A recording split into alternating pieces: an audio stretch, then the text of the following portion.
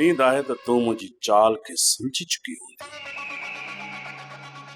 तुंहिंजा सब मनसूबा नाकाम बनाए छॾिया। तू छा पई समझी? हाँ, हिन दुनिया में सब का अकुलमंद ऐं सियाणी तूं आहीं। बाक़ी सॼी दुनिया बेवकूफ़ आहे। हाँ न? शहरोज, तू कहिड़ी ॻाल्हियूं करे रहियो आहीं? भले तू मूंखे पंहिंजी मां क़बूल न कर ऐं मूंखे बि एॾो बेहुदा न समझ। मतां थी सघे मां बि कोई कदम खणा। पुराणी कहावत आहे, सियाणनि चयो आहे त सांड्रो रंग बदलाईंदो आहे, पर अॼुकल्ह जा इंसान बि रंग बदलाइण लॻा आहिनि सांड्रे जीअं। शहरोज, पाण खे हिकु छित जे हेठां ई रहणो आहे। मां नथी चाहियां त दिलनि में एॾी नफ़रत पैदा थिए। मां तोखे पंहिंजी माउ कदम तस्लीम नथो करे सघां। तो वटि ॿियो दग बि न कोन्हे को। तूं छा थो चाहीं त खान बहादुर खान खां मां तलाक वठी ऐं वापसि मां पंहिंजे घर वञां? मां चाहियां थो त असां ॿिन्ही मां केर बि पंहिंजी हद क्रॉस न करे। मां इहो थी चाहियां त तूं मुंहिंजी इज़त कर। हिकु मां तौर न, पर खान बहादुर खान जी ज़ाल समझी तो मुंहिंजी इज़त कर।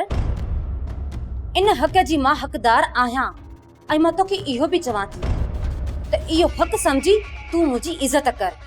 ठीकु आहे, मां सभिनी ॻाल्हियुनि खे दरगुज़र कयां थो, पर इन ॻाल्हि जी मूंखे साबिती केरु ॾींदो जो तूं ॿीहर मुंहिंजे ख़िलाफ़ का साज़िश न कंदी।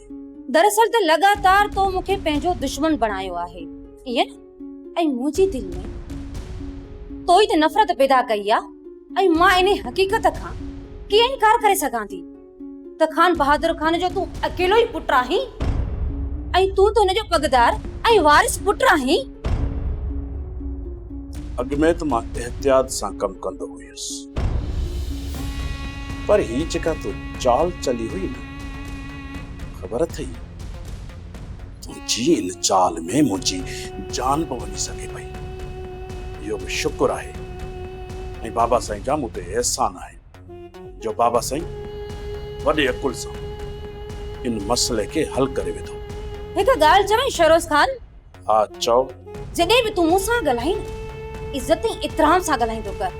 इहो तूं करे न ॻाल्हाईंदो कर मूंसां। मूंखे तमामु इहो लहजो तुंहिंजो ख़राबु लॻंदो आहे जॾहिं तूं करे ॻाल्हाईंदो आहे। मां खान बहादुर खान जी ज़ाल आहियां, ज़ाल आहे, ऐं तोखे मुंहिंजो अदब करणु खपे।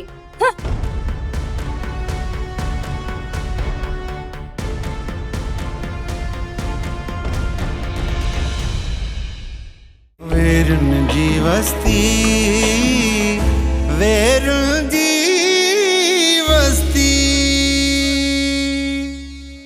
सब्सक्राइब कयो असांजो ऑफिशियल YouTube चैनल सिन TV HD ड्रामा ऐं वधीक अपडेट लाइ बेल आइकन खे क्लिक करियो।